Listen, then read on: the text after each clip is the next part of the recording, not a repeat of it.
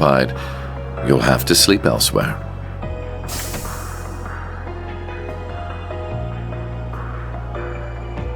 I wasn't planning to sleep out here. Oh? Then what's brought you outside? I wanted to go stargazing. What about you? I wanted to take in the night air. Since we're both here, there's something I'd like to ask. What is it? I know that you're a famous man, but are you a good man or a bad man? Bad, though that would be putting it mildly. So very bad? Very, very bad. I have used anything and everything to advance my interests, be it titles, fame, or even those pure of heart. There is little point in feigning a moral compass when human lives hold no value to me, or acting chivalrous when all that does is hinder me. Do you still feel that way? I do. I'm using you, Swin and Nadia, to bring my designs to fruition, am I not? I'm also using those we met in the capital, like my brother. None of that sounds like something someone good would do, yes. You really are a very bad man. I'm glad we could come to an understanding.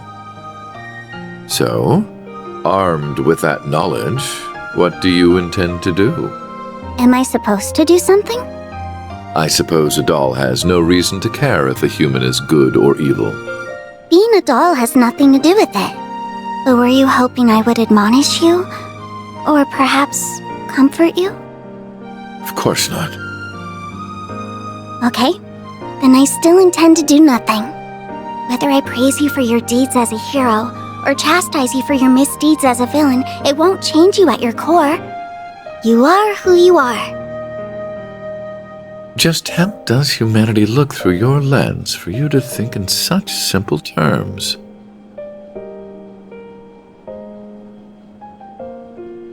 I don't know. I can't answer that when I'm still learning about what it means to be human. All I can say is, I don't see if you're good or bad, where you're from, or how you were raised. I don't see what you've done or haven't done, what you possess or what you lack, because none of those are what make you exist as a person. So it can't be that you suddenly don't exist just because someone decides to reject those parts of you. That's quite a philosophical approach to the matter.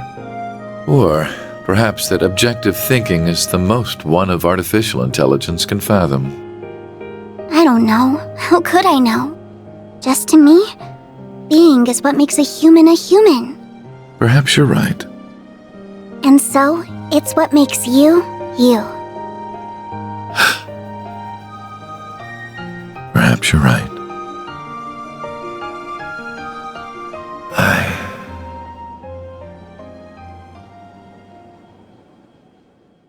I don't remember the exact moment I began to search for meaning in my life.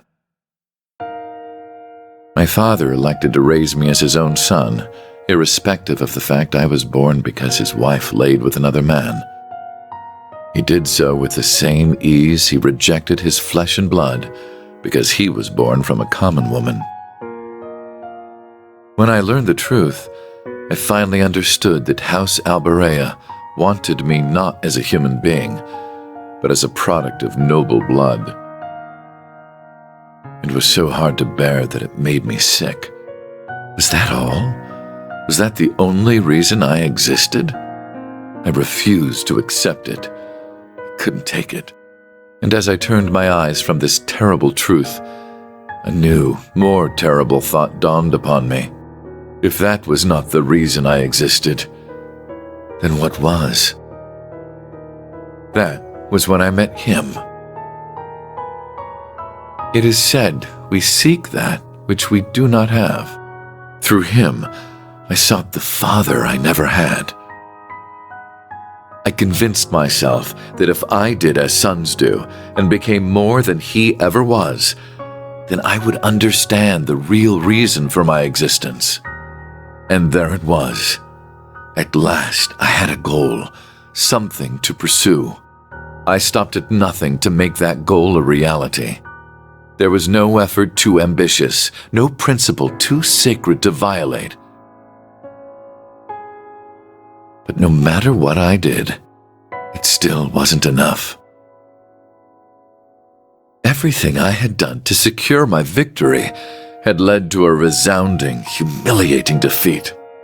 A defeat at the hands of my own brother, who, despite his unfortunate upbringing, had grown into someone strong and true. I envied him for that, but perhaps I should have known all along that a mere product could never hope to have a real, genuine purpose. The whole predicament would have been worth a laugh had it not been so deeply painful. Why am I here? What is my reason for being? Who am I? You are who you are. I don't see what you've done or haven't done, what you possess or what you lack, because none of those are what make you exist as a person. Just to me, being is what makes a human a human.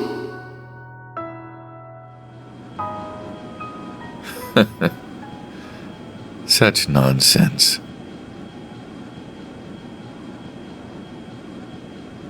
I thought you weren't planning to sleep out here. I'm unsure if dolls are capable of catching colds, but I believe you've taken in the stars enough for one night.